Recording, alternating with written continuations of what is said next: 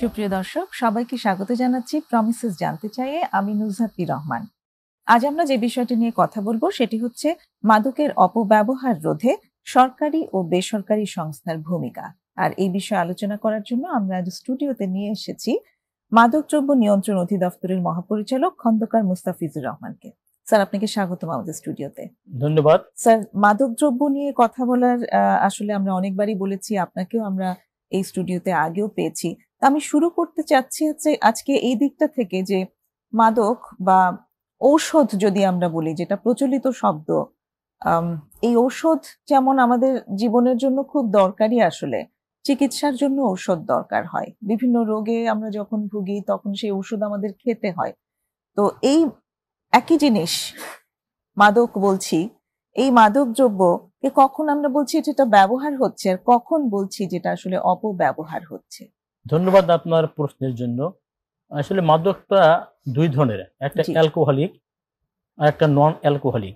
যেমন আপনারা মনে করেন গাঁজা, হেরোইন, ফেন্সিডিল, কোকেন, এটা নন অ্যালকোহলিক। এইটা আমাদের দেশে সবসময় প্রোহিবিটেড, কখনো অ্যালাউ করা হয় না। আর আমাদের কিছু কিছু মাদক আছে, যেমন মরফিন, প্যাথেডিন, এটা কিন্তু আমাদের চিকিৎসার কাজে লাগে। বিভিন্ন হাসপাতালে, ক্লিনিকে এটা আমরা ব্যবহার করি এবং এই জন্য আমরা লাইসেন্স দিয়ে থাকি, ব্যবহারের জন্য পারমিটও দিয়ে থাকি। এগুলা অ্যালাউড। আবার যেগুলো অ্যালকোহলিকের ভিতরে কখনো কখনো অ্যালকোহল পারমিট সেবনের আমরা পারমিটও দিয়ে থাকি। যে পারমিট পান তিনি অ্যালকোহল সেবন করতে পারেন, তবে একটা কড়াকড়ি নিয়ম আছে। যারা মুসলমান তাদের কিন্তু খুব কড়াকড়ি নিয়ম। যদি কেউ মুসলমান অ্যালকোহল পান করতে চান পারমিট ধারণ করে, পারমিট নিয়ে, তবে সেক্ষেত্রে তাকে অবশ্যই এমন কোনো রোগে আক্রান্ত হতে হবে যে রোগের জন্য ওই অ্যালকোহলটা একটা ঔষধ।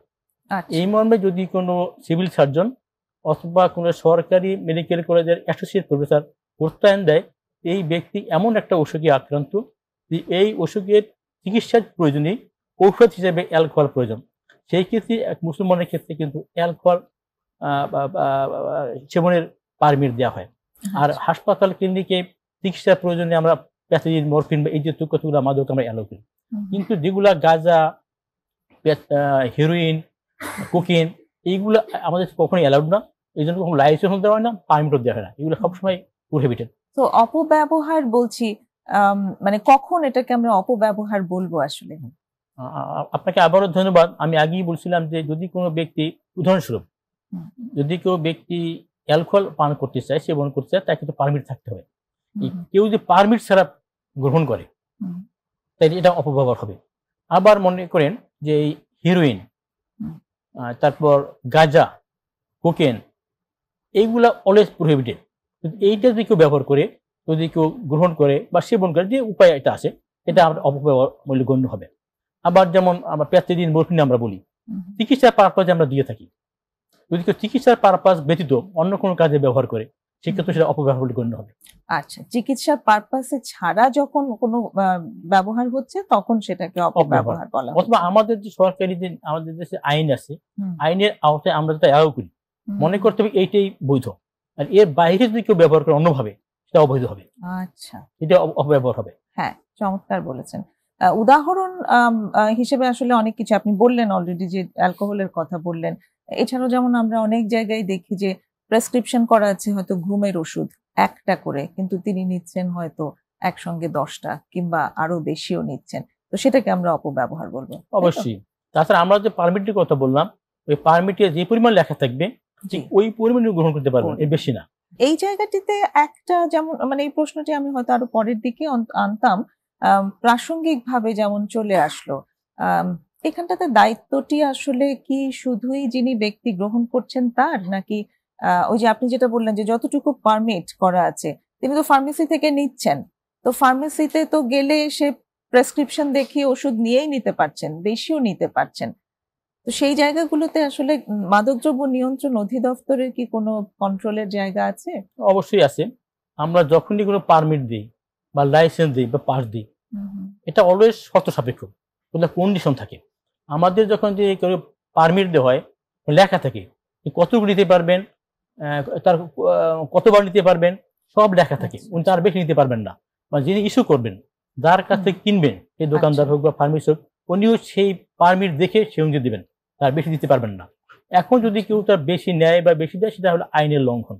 কিন্তু অ্যাজ পার ল আমাদের সবকিছু দেখা থাকে শর্তগুলো।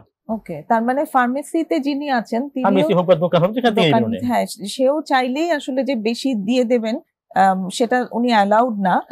কিন্তু যদি তিনি করছেন, সেটা উনি আইনের লঙ্ঘন করে, অপরাধ। অপরাধ আচ্ছা, এটা অপরাধ হবে। আচ্ছা, আমি একটু অপরাধ মানে কোনটা আইনটাও আমি জানতে চাইবো একটু পরের দিকে। তো একটু শুরুর দিকে আরেকটু যদি জেনে নেই যে মাদকদ্রব্য নিয়ন্ত্রণ অধিদপ্তরে আপনারা আসলে এই যে অপব্যবহার রোধের জন্য কি ভাবে কাজ করেন? আমাদের আসলে এই মাদক দ্রব্যের অপব্যবহার রোধের জন্য আমরা 3টি কৌশল প্রয়োগ করি। শুধু আমরা না, সারা বিশ্বে এটা ফলো করা হয়। একটা হলো সাপ্লাই, সরবরাহটাকে হ্রাস করা, আর একটা হলো ডিমান্ড, যারা গ্রহণ করবে সেই ডিমান্ড বা চাহিদাকে হ্রাস করা, আর একটা হলো এটাকে নিরোধমূলক কার্যক্রম। যারা ইতিমধ্যে আক্রান্ত হয়ে পড়েছেন মাদকের কারণে ক্ষতিগ্রস্ত, তাদের আমরা চিকিৎসার মাধ্যমে তাদের ক্ষতির প্রভাব কমিয়ে আনা। আমাদের যে প্রথম হলো চাহিদাটা, মাদক যদি আমার কাছেই না থাকে, আমি মাদক নিব কিভাবে বা অপব্যবহার হবে কিভাবে? তাই মাদকের সরবরাহ যদি বন্ধ করা যায়, তাহলেই এটার অপব্যবহার রোধের একটি বড় পন্থা। মাদক কিন্তু আমাদের দেশে আসলে তৈরি হয় না। আপনারা জানেন যে আমরা যে ইয়াবা বলি, ফেন্সিডিল বলি, এই সমস্ত বা গাঁজা বা হেরোইন, কোনোটাই আমাদের দেশে কিন্তু প্রোডাক্ট না। সীমান্ত পার হয়ে আসে, কখনো আকাশ পথে আসে, কখনো স্থলপথে আসে, কখনো জলপথেও আসে। এই সীমান্ত গুলা যদি কড়াকড়ি করে এটা বন্ধ করতে পারি বা কমাতে পারি, অপব্যবহার কমবে। আর একটা দিক হলো যারা গ্রহণ করে, যিনি ক্লায়েন্ট বা নিঃসেবন করেন, তাকে যদি আমরা নিবৃত্ত করতে পারি, যদি তাকে আমরা নিরুৎসাহিত করতে পারি যে এই ডিমেরিট আছে, এইটি খেলে বা গ্রহণ করলে এই ধরনের শরীরে নেগেটিভ প্রভাব পড়ে, যদি উনি নিরুৎসাহিত হন, তাহলে নিজ থেকে নিবেন না বা কম নিবেন। এভাবে একটা উপায় আছে। এই দুইটাই বড় উপায়। একটা হলো সরবরাহটা আটকিয়ে দেওয়া বা বাধাগ্রস্ত করা, আর একটা চাহিদাকে কমিয়ে ফেলা অথবা একদম নাই করে ফেলা। এটা সম্ভব কতটুকু? একটা ভালো কথা বলছেন যে একদম পুরোপুরি কি সরবরাহ বন্ধ করা যাবে? আসলে এটার সাথে একটা বড় বিজনেস জড়িত আছে। যারা করছে তারা এটাকে ব্যবসা হিসেবে নিয়ে করছেন, আর যিনি ব্যবহার করছেন তার জায়গাটাতে তো তিনি অসুস্থই বলতে হবে, এবং তার মানে প্রপার চিকিৎসা দিয়েও অনেক ক্ষেত্রে এই জায়গাটাতে নিয়ন্ত্রণ, তার চাহিদা কমানোর জায়গাটি আসলে আমরা হিমশিম খাই। মাদক সমস্যা সারা বিশ্বের সমস্যা, কিন্তু শুধু বাংলাদেশ না, সারা বিশ্বই এতে জড়িত আছে। বা আমাদের যে বড় বড় মাদকগুলো যা বলি আমরা, হেরোইন, তারপর আমরা যে কোকেন বলি আমরা, এই ওপিয়াম জাতীয় দ্রব্যগুলো, এগুলো কিন্তু বাইরে থেকে আসে, বিশেষ করে আফ্রিকান কান্ট্রি থেকেও এগুলো বেশি আসে আমাদের দেশে। সুতরাং এইটাকে একেবারে বন্ধ করা এটা খুবই কঠিন কাজ। তবে সীমিত এটা সরবরাহটা কমিয়ে আনা সম্ভব, এটাকে কন্ট্রোল করা সম্ভব। একদমই আসবে না, জিরো পর্যায়ে থাকবে, এটা খুবই কঠিন কাজ। এটা বোধহয় সম্ভব হবেও না, এবং কোনো দেশ পারছে বলে আমার মনেও হয় না। তবে আমরা যদি কড়াকড়ি হই, যদি আমরা সতর্ক থাকি, যদি আমরা সবাই দায়িত্ব সঠিকভাবে পালন করি, বা আমাদের যদি ওই রকম ইনস্ট্রুমেন্টস থাকে, যখন একটা পথে মাদক ঢুকে চেক করা, স্ক্যানিং করা, তাহলে আমরা অনেক কাছে কমিয়ে ফেলতে পারবো। 100 বন্ধ করা আমার মনে হয় এটা সম্ভব হবে না। আপনি 3 ধরনের কৌশলের কথা বললেন, একটা হচ্ছে সাপ্লাই কমানো, একটা হচ্ছে চাহিদা কমানো, আর একটা হচ্ছে ক্ষতিহ্রাস। হ্যাঁ, এই জায়গাটা সম্পর্কে। ক্ষতিহ্রাস মানে যারা ইতিমধ্যে মাদক গ্রহণের ফলে মাদকের উপর নির্ভরশীল হয়ে পড়ছেন, যেটাকে আমরা বলি মাদক আসক্তি বা মাদক আসক্ত ব্যক্তি, তারকে চিকিৎসা দিয়ে সামাজিকভাবে স্বাভাবিক সুস্থতায় ফিরিয়ে আনা চিকিৎসার মাধ্যমে। কারণ এক্ষেত্রে আমাদের সরকারি বেসরকারি পর্যায়ে চিকিৎসা কেন্দ্র আছে, নিরাময় কেন্দ্র আছে। আমাদের এই মুহূর্তে 383টি আছে বেসরকারি পর্যায়ে, তারপরে আছে সরকারি পর্যায়ে নিরাময় কেন্দ্র বলি, এতে আমরা চিকিৎসা দিয়ে থাকি।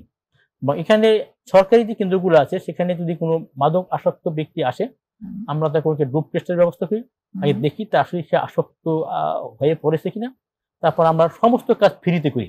তার এই যে মাদক আসক্তি টেস্টের জন্য যে ডোপ টেস্ট সহ, তার ওখানে থাকা, খাওয়া, চিকিৎসা, ঔষধপত্র সব আমরা বহন করি বিনা পয়সায়। এই জায়গাটি সম্পর্কে আমরা আরেকটু বিস্তারিত জানতে চাই, একটা বিরতি নিয়ে আবার আসবো। প্রিয় দর্শক, আমাদের সঙ্গেই থাকুন, একটা বিরতি নিয়ে এখনই ফিরছি।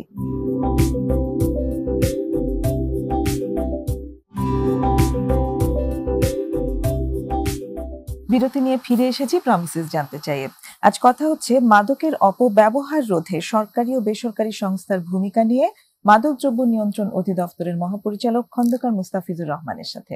স্যার, বিরতির আগে যে জায়গাটিতে ছিলাম সেটি হচ্ছে আপনি বললেন, একটু সংখ্যায় উল্লেখ করেছেন যে পুরো বাংলাদেশে মাদকদ্রব্য নিয়ন্ত্রণ অধিদপ্তরের নিয়ন্ত্রণে 4টি সরকারি নিরাময় কেন্দ্র রয়েছে, মাদকাসক্তি নিরাময় কেন্দ্র রয়েছে।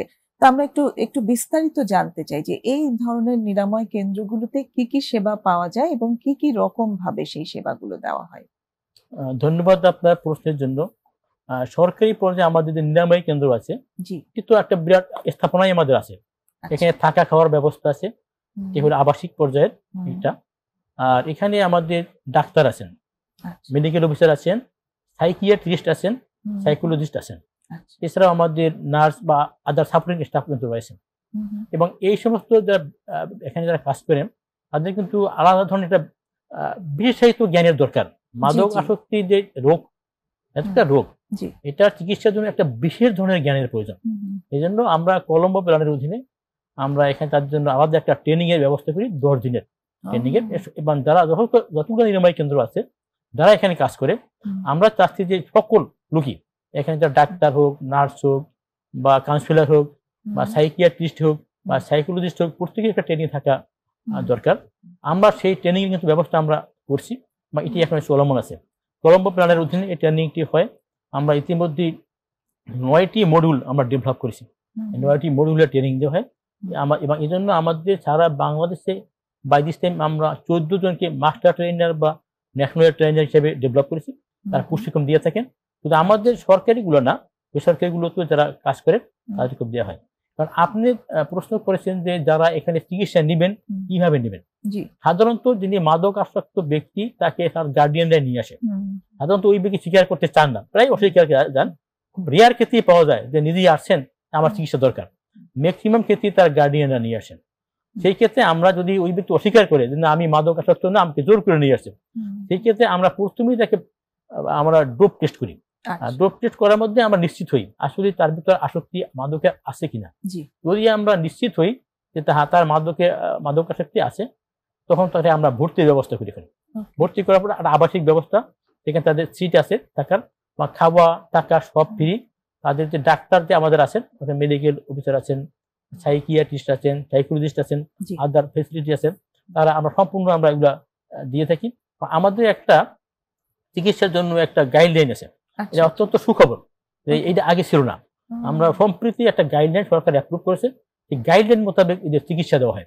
আচ্ছা, এটা তো খুব সুন্দর সংবাদ যে মানে তার মানে হচ্ছে যে সমস্ত নিরাময় কেন্দ্র শুধু এটা কি শুধু সরকারিতেই আপনারা এই গাইডলাইন দিচ্ছেন নাকি না, বাকিদেরকেও? এটা সবার জন্য, গাইডলাইনটা সবার সবার জন্য জন্য। প্রযোজ্য। বাহ, বা চিকিৎসার নিয়ম সব জায়গায় একই। সবাই। আমরা সরকারি ক্ষেত্রে বিনা পয়সায় করি, পয়সা নিই না। আচ্ছা, আদার্স অন্য তারা কিছু ফি নেয়, বা তাদের যে নিয়ম আছে সেভাবে তারা টাকা পয়সা নেয়, আচ্ছা। আমরা নেই না, কিন্তু চিকিৎসার নিয়ম একই। তার মানে আপনি বলছেন এই যে 4টি নিরাময় কেন্দ্র রয়েছে সরকারি, সেখানে বিনামূল্যেই চিকিৎসা সব হচ্ছে। সব সব বিনামূল্যে, আমরা কোনো যারা পয়সা ভর্তি পাতি নেই। থাকছেন তাদের জন্য হ্যাঁ, থাকা বিনামূল্যে। খাওয়া ঔষধপত্র, ডাক্তারের সবকিছু ফ্রি। আচ্ছা, তো কত দিনের এই চিকিৎসাটা দেওয়া হয় ওখানে? এটা নির্ভর করে কিন্তু উনি কোন ধরনের মাদক গ্রহণ করছেন, হুম, বা তার মাত্রাটা কেমন। আচ্ছা, এটা এখন বলা যাবে না যে 10 দিন বা একবার শেষ হয়ে যাবে। হুম, হুম, হুম, সুতরাং নির্ভর করতেছে সে কতদিন যাবত আসক্ত, হুম, তার আসক্তির যে মাত্রাটা কিরকমের, গভীরতা কতখানি, হুম, এবং তাকে যে আমরা ট্রিটমেন্ট দিচ্ছি কতখানি তার উপর কাজ করছে, এর উপর নির্ভর করছে। হুম। একদম ধরাবাঁধা নিয়ম নাই যে 10 দিন বা 15 দিন বা 1 মাসে শেষ করতে পারবো। এরা একদম ক্লিয়ার কাট বলা যাচ্ছে না। হুম, হুম, নির্ভর করছে সেই কোন মাদক গ্রহণ করছে, কতদিন ধরে গ্রহণ করছেন, হুম, তার মাত্রা কতখানি তার গভীরে প্রবেশ করছে, হুম। মানে নানান ফ্যাক্টর কাজ করছে এখানে। তো সেই ক্ষেত্রে এই যে আমরা জানি যে মাদকদ্রব্য নিরাময় কেন্দ্রগুলোতে আসলে রোগীদের সাথে কোনো অ্যাটেন্ডেন্টদেরকে অ্যালাউ করা হয় না। অ্যাটেন্ডেন্ট থাকে না কেন? জি। তো ওই জায়গাটা মানে সম্পর্কে যদি একটু বলেন। কারণ অনেক রোগীদের মাঝে, অনেক পরিবারের মাঝেই ভীষণ ভয় কাজ করে যে ওখানে একলা দিয়ে আসবো, কেমন থাকবে, আমরা কেউ যেতে পারবো না। এই ব্যাপারগুলো সম্পর্কে কিন্তু ভীষণ শঙ্কা কাজ করে। একটু যদি এই জায়গাটা যারা পরিষ্কার সাধারণ করে রোগী বলেন। অন্যান্য হাসপাতালে ভর্তি হন, হুম, হুম। তাদের কিন্তু অ্যাটেন্ডেন্ট থাকে, আমরাও জি, যাই, জি, দেখভাল করি, খোঁজ খবর হ্যাঁ, নেই। দেখতে যাওয়া আমাদের যায়। মাদক আসক্ত যারা ব্যক্তি, তাদেরকে তাই অ্যাটেন্ডেন্ট এলাও করা হয় না। জি। এবং দেখা যায় এরা কিন্তু প্রায় সবাই মেচুর যারা আসে এখানে। হুম, এবং এদের মধ্যে অনেকে আবার অনেক অ্যাগ্রেসিভ ভাবও থাকে, অ্যাগ্রেসিভ ভাব থাকে, অনেকে ভাব থাকে, হ্যাঁ, তারা অনেকে মানতে চায় না। এই জন্য কিন্তু তাদের জায়গায় বেশ কড়াকড়ি ভাব, অনেকগুলো গেট আছে, খুব পাহারাদার থাকে তোমাদের এখানে, তাদের সার্বক্ষণিক ওয়াচে রাখা হয়। এবং আমাদের এটা দেখভাল করতে সার্বক্ষণিক লোক আছে, যেহেতু আমাদের সার্বক্ষণিক লোক আছে, তারা দেখভাল করে, ওয়াচ করে, এবং আমাদের সিসিটিভি আছে, সুতরাং এই আদার পার্সন থাকার দরকার নেই।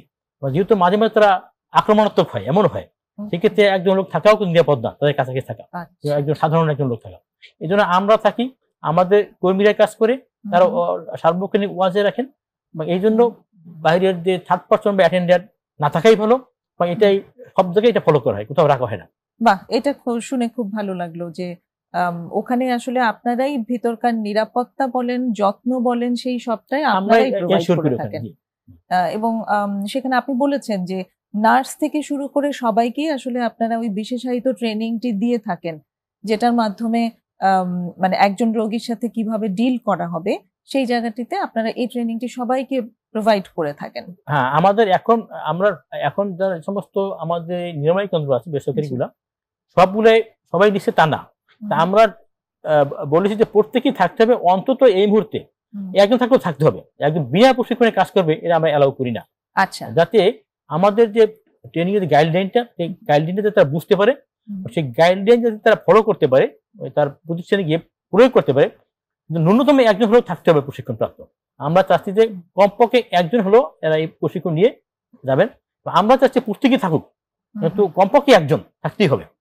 আচ্ছা, তো এই জায়গাটাতে আমরা যেমন আজকে সরকারি এবং বেসরকারি উভয় সংস্থার ভূমিকা নিয়েই আসলে আলাপ করছি, তো বেসরকারি সংস্থাগুলোকেও আপনারা তাহলে মনিটর করছেন? হ্যাঁ, তাদেরও তো আমরা প্রশিক্ষণ ব্যবস্থা করি। এই যে আমরা এই যে বললাম যে ট্রেনিংটা, কিন্তু আমরা যারা বেসরকারি প্রতিষ্ঠান তাদের আহ্বান করি। এই কিছুদিন আগেও তো আমাদের একটা কোর্স শেষ হয়েছে, আজ থেকে প্রায় 15-20 দিন আগে একটা কোর্স শেষ হয়েছে। সেখানেও সেই বিভিন্ন বেসরকারি যে নিরাময় কেন্দ্রের সেখানকার মেডিকেল অফিসার, সাইকিয়াট্রিস্ট, সাইকোলজিস্ট, এমন যারা ওখানে যারা প্রশাসনিক কাজ করে, যারা নির্বাহী কাজগুলো করেন, তারাও কিন্তু আসছে, ম্যানেজার লেভেলের লোক, তাদেরও এই ট্রেনিংটা দেওয়া হয়েছে। তো এখন ওরা ওদের জায়গায় গিয়ে এটা প্রয়োগ করছে কিনা বা নিজেদের সেন্টারে, এটা আপনারা কিভাবে যাচাই করেন? যেহেতু এগুলো নিবন্ধিত, কিন্তু আর যেগুলো নিবন্ধিত আমাদের এই যে নিরাময় কেন্দ্রগুলো বেসরকারি, এটি কিন্তু আমাদের যারা ফিল্ড পর্যায়ের কর্মকর্তা আছে তাদের দায়িত্ব রয়েছে, তারা এটি ভিজিট করবেন, বা ওনারা মাঝে মাঝে ভিজিট করেন বা আমাদেরকে এটা রিপোর্ট পাঠান। আমরাও যখন ফিল্ডে যাই আমরা কিন্তু এটা অকস্মাৎ ভিজিট করি, দেখি যেগুলো আছে কিনা। আরেকটা জিনিস মনে পড়ে গেল, আপনি নিবন্ধনের কথা বলায়, এই যে নিবন্ধন আপনারা দিচ্ছেন বেসরকারি কিছু সংস্থাকে, কি কি ক্রাইটেরিয়ার বেসিসে আপনারা তাদেরকে নিবন্ধন দিচ্ছেন? এটা ভালো কথা আপনি বলেছেন যে আমাদের এই জন্য বেসরকারি মাদক আসক্তি নিরাময় কেন্দ্র প্রতিষ্ঠার জন্য পরিচালনার জন্য আলাদা একটা বিধিমালা আছে। আচ্ছা, এই বিধিমালা আমরা ফলো করি। এই বিধিমালায় কিছু কিছু ক্রাইটেরিয়া দেওয়া আছে, একটু বেসিক থাকতে হবে। যেমন যে একজন রোগী প্রতি জন প্রতি কমপক্ষে 80 বর্গফুট জায়গা থাকতে হবে, 80 বর্গফুট জায়গা থাকতে হবে মিনিমাম। তারপর যে জায়গাটা এটি হবে সেটি খোলামেলা আলো বাতাস চলাচল উপযুক্ত থাকবে, সেখানে সিসিটিভি থাকতে হবে, সেইখানে যে ট্রেন্ড ম্যান পাওয়ার গুলা, এই যে আমি একটু আগে উল্লেখ করলাম সেই সাইকোলজিস্ট, সাইকিয়াট্রিস্ট, তারপর মেডিকেল অফিসার, নার্স বা কাউন্সিলর, এই ধরনের রিকোয়ারমেন্ট গুলা বলা আছে যে 10,000 বিশিষ্ট আছে, 20,000 বিশিষ্ট, 30,000 বিশিষ্ট, কোন সজ্জার জন্য কি ধরনের থাকতে হবে ম্যান পাওয়ার গাইডলাইনে বলা আছে, কি ধরনের থাকতে হবে, তার আসবাবপত্র থাকতে হবে, বিছানাপত্র, সবকিছু ওখানে নীতিমালায় বলা আছে যে 20,000 বিশিষ্ট হলে এই ধরনের লাগবে, 30,000 বিশিষ্ট হলে এই পরিমাণ এটা লাগবে। আমরা সেইটা বলে দিই, নিবন্ধনের ক্ষেত্রে এটা থাকতে হবে, বা এটা না থাকলে আমরা দিই না। আমাদের যে ক্রাইটেরিয়া গুলো ফুলফিল করলেই আমাদের মাঠ পর্যায়ে কর্মকর্তা আছেন, তারা ভিজিট করেন, তারা দেখে রিপোর্ট করেন যেখানে এই যে ফেসিলিটি গুলা, যে পূর্ব শর্ত গুলা ঠিক মতো বিদ্যমান আছে কিনা। এই রিপোর্ট পাওয়ার পর যদি আমরা দেখি পজিটিভ, আমাদের নীতিমালা মোতাবেক সকল শর্ত পূর্ণ হয়েছে, রিকোয়ারমেন্ট গুলা আছে ওখানে, তখনই আমরা নিবন্ধন দিয়ে থাকি। আচ্ছা, এবং তারপর এমনটা হওয়া কি সম্ভব যে নিবন্ধন নেওয়ার জন্য ক্রাইটেরিয়া গুলো ফুলফিল করা হলো, কিন্তু পরে ওই জিনিসগুলো এভাবে আসলে মানে ওনারা রাখলেন না, এরকমটা কি হওয়া সম্ভব? নট আনলাইকলি, হতে পারে। হয়তো এখন নিবন্ধন পাওয়ার জন্য সবকিছু ঠিকঠাক করে রাখলেন, সমস্ত কিছু রেডি, পরে দেখা গেল হয়তো তিনি সরিয়ে ফেললেন, হয়তো ডাক্তার রাখলেন, সাইকিয়াট্রিস্ট রাখলেন, সবই রাখলেন, হয়তো নিবন্ধন পাওয়ার পর 2 মাস পর হয়তো বিদায় দিয়ে দেন, অবস্থা কিছুই না হতে পারে। সেক্ষেত্রে আপনাদের দিক থেকে কোনো নিয়ন্ত্রণ আছে? আমি তো বলছিলাম যে আমরা এটা আমাদের বলা আছে যে আমরা মাঝে মাঝে তা পরিদর্শন করি। আমাদের ফিল্ড পর্যায়ে কর্মকর্তারা যান, আমরাও যাই এবং আমরা নোটিশ ছাড়াও যাই। আমাদের বলা আছে আমরা নোটিশ ছাড়াও যাব, অকস্মাৎ হঠাৎ যাবো, দেখগুলো আছে কিনা আমরা এটা করি। ওকে, হ্যাঁ, তবেই না ওই মানে ওই মনিটরিং সবসময় থাকবে এবং ধরা পড়বে এবং আপনারা বুঝতে পারবেন যে তার লাইসেন্সটা আপনি রাখবেন কি রাখবেন না। Thank you so much. আরেকটা বিরতির সময় হইলো, বিরতি থেকে এসে আবার কথা হচ্ছে। দর্শক, আরেকটা বিরতি নিচ্ছি, সঙ্গেই থাকবেন আশা করছি।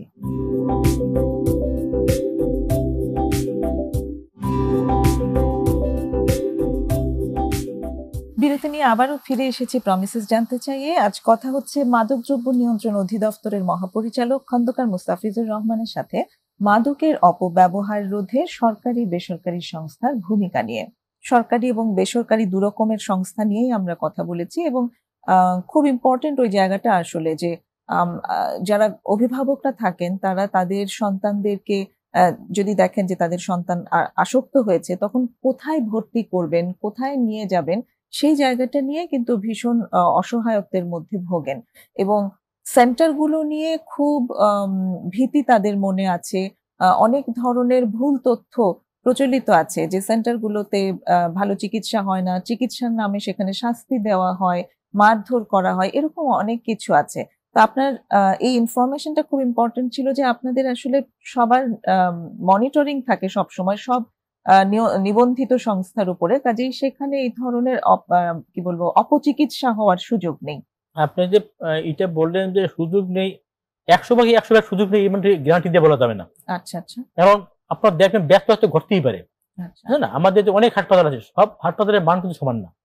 এমনকি সরকারির মধ্যে দেখবেন সব সরকারি হাসপাতালের মান কিন্তু সমান থাকে না। ডাক্তারই দেখবেন যে তার পেশাগত তার জ্ঞানের ভিন্ন থাকতে পারে, হায়ার ডিগ্রি আছে হয়তো, ডাক্তার লেভেলে হয়তো উপজেলা লেভেল তার নাই। সুতরাং একেবারে 100 যে হয় আমি এটা এই গ্যারান্টি আমি দিতে পারবো না। তবে আমরা সরকারি যেগুলো আছে এখানে আমরা পুরোপুরি ফলো করি যাতে এটা মানা হয়। বেসরকারি যেগুলো আছে সেখানে আমরা মনিটর করি। আমরা যদি কখনো ব্যর্থ দেখতে পাই যে আমাদের যে গাইডলাইন আছে, চিকিৎসার গাইডলাইন বা যে সমস্ত রিকোয়ারমেন্ট থাকার কথা তার ঘাটতি দেখতে পাই, অথবা যদি আমরা দেখি যে আমাদের যে নিবন্ধনের শর্ত দিয়েছিলাম আমরা এই শর্তের ব্যত্যয় ঘটিয়ে ফেলছে, সেক্ষেত্রে আমরা ব্যবস্থা নিয়ে থাকি। কি ধরনের ব্যবস্থা নেওয়া হয়? যেমন নিবন্ধন বাতিল হতে পারে, আমরা শোকজ করি, নিবন্ধন বাতিল করে দেবো আমরা। আবার অনেক সময় আমরা তাদেরকে আমরা অনুদান দিয়ে থাকি, তারা ভালো কাজ করে সরকারিভাবে অনুদান দিই। এই গত বছর আমরা 3 কোটি টাকা অনুদান দিয়েছি 130টা প্রতিষ্ঠানকে, যদিও পরিমাণ বেশি না। এগুলো আমরা কেউ দেখি যারা ভালো কাজ করে, পারফরমেন্স ভালো, তাদেরকে অনুদান দেই। খারাপ কাজ অনুদান তো পাবেই না, কোনো নিবন্ধন বাতিল হবে, সেটা অনেক বড় একটা টোল। আবার যেটা বলছে মারধর করে, এটা আসলে আমি আমার চোখে এটা পড়েনি বা কেউ বলেনি কখনো। মারধর করার কোনো সুযোগই নেই, এটা একটা ক্রিমিনাল অফেন্স। মানে ক্রিমিনাল অফেন্স ডেফিনেটলি, কারণ এটা একটা মানসিক রোগের চিকিৎসা, মারধর হবে, সেখানে মারধর কখনো এই ধরনের কোনো খবর আমার কাছে আসেনি কখনো। যদি আসে আমরা ব্যবস্থা গ্রহণ করব। আচ্ছা, হ্যাঁ, আপনাদের কাছে ব্যবস্থা আছে, এটা শুনে আমরা খুবই আশ্বস্ত হচ্ছি। আমি একটু এই যে মাদকদ্রব্য নিয়ন্ত্রণের আইন সম্পর্কে একটু জানতে চাই যে মানে কি ধরনের আইন আপনারা মানে প্রয়োগ করেন এই অপব্যবহার রোধের ক্ষেত্রে? বিভিন্ন জায়গায় নিশ্চয়ই আপনাদের নিয়ন্ত্রণ আছে, শুধু যে সেন্টারগুলোতে নিয়ন্ত্রণ তা তো নিশ্চয়ই নয়। আপনি শুরুতেই আমাদের আলোচনা হচ্ছে ফার্মেসিগুলোর উপরে নিয়ন্ত্রণ আছে। এরকম কোথায় কোথায় আসলে আপনাদের মনিটরিংটা করতে হয় অপব্যবহার রোধের জন্য? আমাদের যে প্রশ্নটা আপনি তুললেন যে আমাদের যে আইনটা কি কোথায় আছে, এই প্রশ্নটাই তো আপনি আমাদের তুললেন আইনটা। জি, আমাদের বর্তমান আইন মাদক দ্রব্য নিয়ন্ত্রণ আইন 2018। এর আগে ছিল মাদক দ্রব্য নিয়ন্ত্রণ আইন 1990। ওটাকে মডিফাই করে লেটেস্ট মাদক দ্রব্য নিয়ন্ত্রণ আইন 2018 করা হয়েছে। আগের আইনের সাথে এখানে একটু ভিন্নতা আছে, মোরালেস প্রায় কাছাকাছি সেম, কিছু কিছু ভিন্নতা আনয়ন করা হয়েছে। যেমন আগের আইনে যারা গডফাদার, যারা এই ধারাসোয়ার বাইরে থেকে মাদক ব্যবসায় কন্ট্রোল করে, গডফাদার বলি, এদেরকে ধরার কোনো উপায় ছিল না। এখন মানি লন্ডারিং আইনটা আমাদের মাদক দ্রব্যের আইনে অন্তর্ভুক্ত করা হয়েছে, মানি লন্ডারিং আইনের বিধানটা। এখন যারা গডফাদার, যারা খুব ধারাসোয়ার বাইরে থেকে এই মাদক ব্যবসাকে কন্ট্রোল করছে, টাকা দিয়ে সাহায্য করছে বা আদার সাপোর্ট দিচ্ছে, তার পরিবর্তে সে কোনো সুবিধা ভোগ করছে ওখান থেকে, আর্থিক সুবিধা, তাদেরকে ধরার জন্য একটা ব্যবস্থা এটা কিন্তু বর্তমান আইনে রাখা হয়েছে। এখন আমরা মানি লন্ডারিং প্রতিরোধ আইনটা প্রয়োগ করে এই যারা গডফাদার এদেরকেও আমরা আইনের আওতায় আনছি, তাদের বিরুদ্ধে আমরা মামলা দায়ের করছি, তাদেরকে আমরা বিচারের মুখোমুখি করছি, দাঁড় করেছি। তাছাড়া আগের আইনে মাদকের কিছু শাস্তি ছিল কম ছিল, এখন বাড়িয়ে সেটা পরবর্তীতে মৃত্যুদণ্ড। যেমন যদি কারোর কাছে 25 গ্রাম বা তার চেয়ে বেশি হিরোইন পাওয়া যায়, 25 গ্রামেরও বেশি, তার শাস্তি মৃত্যুদণ্ড। এরকম মাদকের ক্ষেত্রে মাত্রা ভেদে আমরা সর্বোচ্চ শাস্তি মৃত্যুদণ্ড, যেটা আগে আইনে ছিল না। আর এখানে আরেকটা বিষয়, এই মাদকের ক্ষেত্রে যে আপনি বিচারের কথা জানতে চাইলেন, এক্ষেত্রে মাদকের যে অপরাধগুলা এটাকে বলা হয় কগনিজিবল অফেন্স। এটা হচ্ছে আপনারা আইনের ছাত্র ভালো বুঝবে, মানে কগনিজিবল অফেন্স মানে বাংলায় বলি আমরা আমলযোগ্য। যে সমস্ত অপরাধের ক্ষেত্রে পুলিশ বিনা পরোয়ানায় বিনা ওয়ারেন্টে অ্যারেস্ট করতে পারে, এটাই বলা হয় আমলযোগ্য বা কগনিজিবল অফেন্স। মাদকের সকল অপরাধই কগনিজিবল, অর্থাৎ কোনো ব্যক্তি যদি মাদক অপরাধ করে তাইলে পুলিশ তাকে ওয়ারেন্ট ছাড়াই গ্রেপ্তার করতে পারবে, আমরাও পারবো, আমাদের কর্মকর্তারাও পারবে, পুলিশও পারবে, বিনা ওয়ারেন্টে গ্রেপ্তার করা যাবে মাদকের যে কোনো অপরাধের জন্য। মাদকের অপরাধটাকে মানে কোনটাকে অপরাধ বলছি, মাদক দ্রব্য সঙ্গে রাখাটা অপরাধ নাকি মানে কনজিউম করাটা, কোনটাকে অপরাধ বলা? আমি প্রথমেই বলেছিলাম যে মাদক যেটা আপনি সঙ্গে রাখতে চান, যেটা আমাদের পারমিট আছে, যদি কেউ পারমিট দিয়ে থাকি, যে পারমিট বলে ওখানে যা বলা আছে তা করতে পারবে। পারমিট তো সেবনের জন্য বা ওইটা ব্যবহারের জন্য পারমিটটা দেওয়া হয়, এটা করতে পারবেন। আর যদি মাদক ক্যারি করতে চান, মানে এক জায়গায় নিয়ে দেবেন, তাহলে আপনাকে পাস নিতে হবে, পাস বলে বহন করা যায় এটা। আর যদি মাদক আমদানি করতে চান তাহলে আপনাকে সেক্ষেত্রে লাইসেন্স করতে হবে। যখনই এই লাইসেন্স আপনি কোথাও নিয়ে আসেন, আমদানি করেন বা কিনতে চান, যে আপনার কাছে লাইসেন্স না থাকে বা আপনি কিনবেন, যদি আপনার পারমিট না থাকে বা আপনি ব্যবহার করবেন, আপনি আইন ভঙ্গ করলেন, শাস্তির ব্যবস্থা আছে। আচ্ছা। বা মাদক যদি কারোর কাছে পাওয়া যায়, যেমন কিছু কিছু মাদক আছে এই জন্য কোনো পারমিট দেওয়া হয় না, যেমন গাঁজা, নো পারমিট, নো পারমিশন। তারপর ফেন্সিডিল, ইয়াবা, হিরোইন, কোকেন, এর জন্য কোনো পারমিট দেওয়া হয় না, লাইসেন্সও নাই। এটা আপনাকে পাইলেই এটা অপরাধ, এটা যখনই পাওয়া যাবে আপনি নিশ্চিত যে একটা অপরাধ করেছিলেন। সঙ্গে থাকাটাই অপরাধ। অপরাধ। আমার লাইসেন্স না, মানে আমার অনুমতি নাই, আমি গাঁজা তো দেওয়াই হয় না, আমি সাথে রাখছি। গাঁজা, হিরোইন, কোকেন, তারপর ফেন্সিডিল, ইয়াবা, এই জন্য কখনো কোনো লাইসেন্স দেওয়া হয় না, এই জন্য কখনো কোনো পারমিট দেওয়া হয় না। সুতরাং এটা যখনই পাওয়া যাবে নিশ্চিত এটা অপরাধ, তার কাছে পাওয়া যাবে। কিন্তু একজন মানুষ যে গ্রহণ করেছে কিন্তু তার সঙ্গে হয়তো পাওয়া যায়নি, তাকে কি অপরাধী বলা হবে? গ্রহণ করে সে আপনার প্রমাণ করতে হবে। যদি অবৈধ গ্রহণ করে তাকে টেস্ট করা যায়, আমাদের টেস্ট করা, পরীক্ষা করার উপায় আছে, সে মাদক গ্রহণ করেছে কিনা।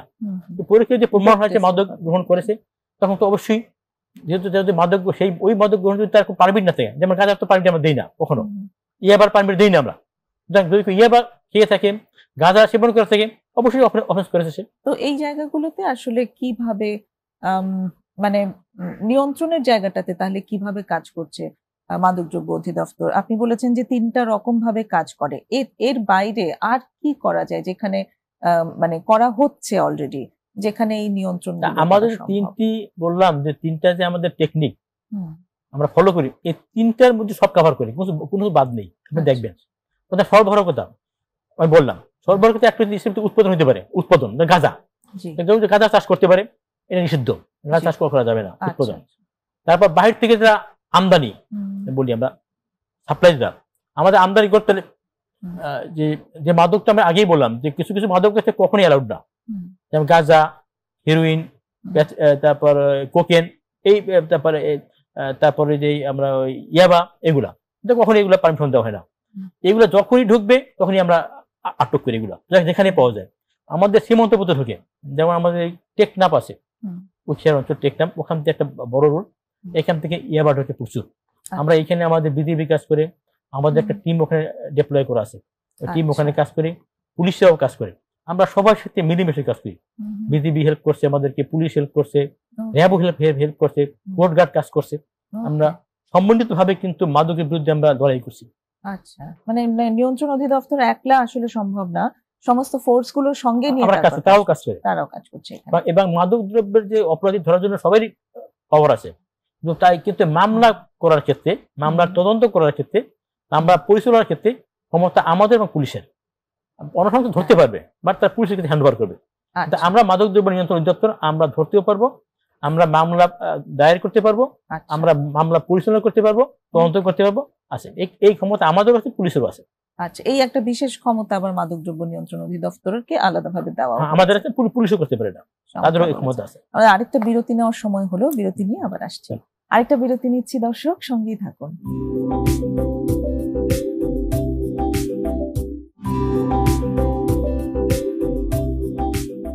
দেখছেন প্রমিসেস জানতে চাই, বিরতি নিয়ে আবারও ফিরে এসেছি আমি নুসরাতি রহমান। আর কথা হচ্ছে মাদকদ্রব্য নিয়ন্ত্রণ অধিদপ্তরের মহাপরিচালক খন্দকার মুস্তাফিজুর রহমানের সাথে মাদকের অপব্যবহার রোধে সরকারি বেসরকারি সংস্থার ভূমিকা নিয়ে। এই অপব্যবহার রোধের জন্য মাদকদ্রব্য নিয়ন্ত্রণ অধিদপ্তরের আর কি ধরনের ভবিষ্যৎ পরিকল্পনা আছে? বেশ কিছু এখনো কাজ বাকি আছে আমাদের করা উচিত বা আমরা করব। যেমন আমাদের আগেই বলেছি যে আমাদের এইটা ট্যাকেল দেওয়ার জন্য বিশেষ প্রশিক্ষিত লোক বলে দরকার। আমরা আলাদা একটা ট্রেনিং একাডেমি স্থাপন করব। একটা প্রস্তাব আমাদের দেয়া আছে, এটা আমরা আগে ছিল কুষ্টিয়ার দিকে, এখন এটা আমরা ঢাকার কাছে নিয়ে আসতে চাই। আর একটা বিষয় যে মাদক যারা নিয়ে আসে একটু চোরাগুপ্তা ভাবে নিয়ে আসে, সবসময় যে কোনো একটা বস্তায় নিয়ে আসে বা ব্যাগে নিয়ে আসে তা না। এই 4-5 দিন আগে কক্সবাজার থেকে বিমানে মাদক নিয়ে আসছে 2 রোহিঙ্গা। তারা কিন্তু 6000 পিস নিয়ে আসছে। তারা সেটা ওই পলিথিনে পেঁচিয়ে খেয়ে পাকিস্তান করে নিয়ে আসছে। পরে এখান থেকে আমরা এটা আমাদের গোয়েন্দা তথ্য ছিল, আমরা তাদেরকে ধরার পরে আমরা স্ক্যানিং করে এক্সরে মেশিনে তাকে করা হয়েছে, যে শনাক্ত করা হয়েছে তার পেটের ভিতরে এটা আছে। পরে তাকে এটা ডিসচার্জ করে ওখান থেকে বের করে মামলা জারি করা হয়েছে। সুতরাং আমাদের রোহিঙ্গা একটা বড় ইস্যু। এই রোহিঙ্গারা অনেকে মাদক ব্যবসার সাথে জড়িত, এবং ইদানিং এই একটা কেস ধরা পড়লো যে তারা কক্সবাজার থেকে বিমানে ঢাকা আসছে এই কয়েকদিন আগে, 3-4 দিন আগে ধরা পড়লো। সুতরাং আমাদের বিমানের টিকিটে ডোমেস্টিক যে ফ্লাইট গুলো কিন্তু লেখা আছে যে ভ্রমণের ক্ষেত্রে আপনি ওই ইনারি নিয়ে আসবেন, লেখা আছে, কিন্তু কেউ ফলো করে না। আমার কাছে মনে হচ্ছে এখন যে অন্তত সব জায়গায় ফলো করা উচিত। আমাদের ভোগান্তি হবে প্রত্যেক যদি আইনারি দেখাই আমাদের একটু মনে হয় যে আলাদা একটা বার্থ ঝামেলায় পড়লাম আমরা। সুতরাং অন্তত কক্সবাজার এয়ারপোর্টে বিমানবন্দরে এটা চালু করা উচিত, রোহিঙ্গা আসে কিনা। কারণ রোহিঙ্গা যেহেতু মাদকের সাথে জড়িত প্রায় প্রমাণ পাওয়া যায়, এটা খুবই জরুরি। কারণ আমরা এই জায়গাটা ধরেও ফেলছি একটা চালান এভাবে। আর এই যে বলেন যে স্ক্যানিং করে দেখা, আমাদের কিন্তু মেশিন নাই। আমাদের যদি হ্যান্ড পোর্টেবল মেশিন, ইজিলি ছোট ধরনের মেশিন থাকতো, আমরা হাত সাথে করে ক্যারি করে নিয়ে গেলাম, কারোর ব্যাগ পেলাম, একটা লোকের বডি আমরা চেক করলাম মেশিন দিয়ে, খুব সোজা হতো। আমাদেরকে মেশিনগুলো নাই, আমরা আলাপ করেছি, আমরা মন্ত্রণালয়ে কথা বলেছি, মন্ত্রণালয় রাজি হয়েছে কোনটা মেশিনগুলো আমাদেরকে দিবেন, আমরা একটা প্রস্তাব পাঠাবো। এই যে স্ক্যানিং মেশিনগুলো খুব দরকার, এটা আমাদের এই মুহূর্তে নাই, কিন্তু আমরা কিনবো। কিনতে পারলে আমরা ইজিলি কোনো একটা ব্যাগ দ্রুত সার্চ করতে পারবো। এখন তো ম্যানুয়ালি করি, একটা ব্যাগ খুলতে হয়, চেক করে তারপরে মেশিন থাকতে ইজিলি পারবো। আমাদের ডগ সেটা তো বিভিন্ন জায়গায় আপনাদের সাথে ডিস্ট্রিবিউটও নিশ্চয়ই করতে হবে। অবশ্যই আমাদের যে সমস্ত জায়গা আছে, এমন না দাম খুব বেশিও হবে না। আমরা এই ছোট ছোট মেশিনগুলো কিনে যদি আমরা এরকমের 25-30টা কিনতে পারি, আমরা বিভিন্ন জায়গায় ইম্পর্টেন্ট শব্দ তো লাগবে না, যেখানে ইম্পর্টেন্ট রুট গুলা যে সমস্ত রুটে গুলো আসা যাওয়া করে ওইখানে দিলে হবে। আমাদের একটা বিষয়, মাদকের ক্ষেত্রে দেখবেন ডগ এক্সপার্ট খুব ভালো ভূমিকার কাজ করে। কুকুরের জ্ঞান শক্তি খুব প্রবল, জ্ঞান নিয়ে বুঝতে পারে মাদক আছে কিনা। এই জন্য আমাদের ডগ এক্সপার্ট নাই, এই মুহূর্তে আমরা করতেও পারবো না, এটা একটা বিশেষায়িত লাগবে করতে। আমরা আপাতত চিন্তা করেছি যে এপিবিএন তাদের ডগ এক্সপার্ট আছে, এটা খুব ভালো প্রশিক্ষিত কুকুর, আমরা খবর পেয়েছি। আমরা দেখি তাদের সাথে কোনটা এমওইউ করতে পারি কিনা, যদি আমরা হ্যাঁ তাইলে তাদের সহায়তা নিয়ে আমরা হয়তো এই বিমানবন্দর গুলায় যেখানে যেখানে এই ধরনের মাদক আসার সম্ভাবনা বেশি, সেখানে আমরা ডগ এক্সপার্টের সাহায্য নিতে পারবো। আমাদের আরেকটা মাদক ঢোকার বিষয় আছে, কুরিয়ার মাধ্যমে আসে, জানি কুরিয়ার। এই জন্য বেসরকারি যে কুরিয়ার গুলো আছে বা আমাদের ডাক বিভাগের মাধ্যমে যেগুলো আছে, আমরা কিন্তু প্রশিক্ষণ দিয়েছি এই যারা কুরিয়ার সাথে জড়িত, তারা এই ধরনের আগে হ্যান্ডেল করে। তারা কিন্তু এই বেসরকারি কুরিয়ার ক্ষেত্রে কেউ কোনো মারামার দিতে গেলে তার কিন্তু এনআইডি রাখা হয়, ওইখানে সিসিটিভি আছে। আমরা স্ক্যানিং এর কথা বলি, তারা আগে স্ক্যানিং করবে, কাজ চলছে। এই গত 2 দিন আগে আমাদের ডাক বিভাগে 4টি প্যাকেট আসছে বিদেশ থেকে, মানে কোনো খাবারের প্যাকেট, শুকনো খাবারের। আমার পরে ডাক বিভাগ থেকে আমাদেরকে জানানো হলো যে তাদের সন্দেহ হয় এখানে কিছু আছে কিনা। পরে আমাদের লোক গেল, যে ওই প্যাকেটগুলো চেক করে কয়েকটা ফোন নাম্বার হলো, আমরা সেই ফোন নাম্বার ট্র্যাকিং করলাম। পরে আমরা ওইটাকে আমাদের গোয়েন্দার মাধ্যমে খবর রাখতাম। ওই ফোন নাম্বারের মাধ্যমে একজন আসলো, এসে আমাদের এই ঢাকা এয়ারপোর্টে আসলো, ডোমেস্টিক ফ্লাইটে আসলো, অরিন্দম নাম, তাকে আমরা অ্যারেস্ট করি। তাকে জিজ্ঞাসাবাদে আমরা বেশ কিছু প্রায় 7 জন লোক অ্যারেস্ট করি। তার মধ্যে আমাদের একজন নাম করা এক ব্যক্তিত্ব, নামটা বলবো না, তার মানহানি ঘটবে, তার চিনি আমি, ভালো ক্রিকেট জগতে এক নাম করা ব্যক্তিত্ব, তার এক ছেলে জড়িত। তার বাসায় তল্লাশি করে আমরা বেশ কিছু আমরা কুশ পেয়েছি। কুশ মানে এটা হলো গিয়া সিনথেটিক ক্যানাবিস বলতে পারেন, খুব পাওয়ারফুল। উদ্ধার হয়েছে, ইয়াবা আমরা পেয়েছি, এবং সেই সাথে একত্রে 7 জনকে আমরা গ্রেপ্তার করেছি এবং তাদেরকে আমরা রিমান্ডে নেব। আমরা রিমান্ডে প্রেরণও দিয়েছি এবং এখানে প্রায় 39 কেজি সীসা, নাম শুনবেন, সীসা উদ্ধার হয়েছে, যেগুলো সীসা সেবন করে। ইয়াবা উদ্ধার হয়েছে, কুশ উদ্ধার হয়েছে, এগুলো আমরা ধরেছি। কিন্তু আমাদের এই আরেকটা বিষয়, আমাদের কিছু এই যে এখন যারা এই যে ব্যবসা করে, মাদকের ব্যবসা, তারা কিন্তু ব্যক্তি ওই মোবাইল নেট ব্যবহার করে ব্যবসা কন্ট্রোল করছে মোবাইলের মাধ্যমে। এই জন্য আমাদের একটা ডিজিটাল আমরা একটা ল্যাব তৈরি করবো, ডিজিটাল ল্যাব, যাতে আমরা মোবাইলগুলো চেক করা যায়, ডিজিটাল ফরেন্সিক ল্যাব। এর মাধ্যমে আমরা মোবাইল চেক করে, অনেক সময় তো মোবাইল ব্যবহার করার পর সে ডেটা ডিলিট করে ফেলে। আর ডিজিটাল ফরেন্সিক ল্যাব থাকতে আপনার মোবাইলে যত কিছুই আপনি করেন না কেন ওখান থেকে বের করতে পারবেন তারা। ডিজিটাল ফরেন্সিক ল্যাব একটা আমরা স্থাপন করব, তাহলে এই যে যারা ব্যবসায়ী তারা যে বিভিন্ন জায়গায় যোগাযোগ করলো, হোয়াটসঅ্যাপে করুক, যেভাবে করুক না কেন, আমরা সব তথ্য বের করে এই নেটওয়ার্কে কারা কারা আছে সব আমরা বের করতে পারবো এবং তাদেরকে আমরা আইনের আওতায় আনতে পারবো। এটা আমাদের একটা প্ল্যান আছে। আচ্ছা, সাইবার ক্রাইম ইউনিট একটা আলাদা আমরা তৈরি করবো, এটাও আমাদের ইচ্ছে আছে। আর একটু আলাপ করছিলাম মানি লন্ডারিং ইউনিট, এটি আমাদের কার্যকর আছে, আমরা এটা আলাদাভাবে করবো। আচ্ছা, আলাদা থাকবে money laundering unit, anti money laundering, একটা থাকবে সাইবার ক্রাইম ইউনিট থাকবে, এটি আমরা করবো। এটা তো গেল আপনার সাপ্লাই বন্ধ করার জায়গাটাতে। এরপর পরেরটা ছিল হচ্ছে চিকিৎসা দেওয়ার জায়গাটা, ডিমান্ড হ্রাস। হ্যাঁ, ডিমান্ড হ্রাসের জায়গাটাতেও আপনারা কাজ করেছেন। আমরা কাজ করছি। আমরা দেখেন আমরা বিভিন্ন চ্যানেল টিভিসি আমরা প্রচার করি, আমরা ডকুমেন্টারি, আমরা নাটক প্রচার করি, ডকুমেন্টারি আমরা প্রচার করি, আমরা থিম সং আমরা প্রচার করি, এটা চলছে আমাদের। আমরা বিভিন্ন স্কুলে কলেজে কিন্তু মাদক বিরোধী বক্তৃতার আয়োজন, রচনা প্রতিযোগিতার আয়োজন আমরা করে থাকি। তাছাড়া ছেলে মেয়েদের কিন্তু আমরা এই মাদক বিরোধী স্লোগান সম্বলিত কলম, জ্যামিতি বক্স, এই ধরনের কিন্তু শিক্ষা উপকরণ আমরা দিয়ে থাকি। এই বছর আমরা কিন্তু আবার একটা সিদ্ধান্ত নিয়েছি যে প্রত্যেক জেলায় কমপক্ষে একটি আমরা ফুটবল টুর্নামেন্ট আয়োজন করব, মাদক বিরোধী স্লোগান থাকবে ওখানে, এই মাদককে কেন্দ্র করেই আমরা আয়োজন করব। ইতিমধ্যে আমরা কিন্তু কবি নজরুল সরকারি কবি নজরুল কলেজে একটা ফুটবলের খেলা হয়েছে আমাদের মাদকের আমাদের উদ্যোগে, তারা ওখানে করছে। এই তো আজকে থেকে 8-10 দিন আগে ঢাকা ইউনিভার্সিটিতে একটা ইসলামিক স্টাডিজ গ্রুপের ছেলেরা করছে, আমরা এখানে পার্টিসিপেট করেছি।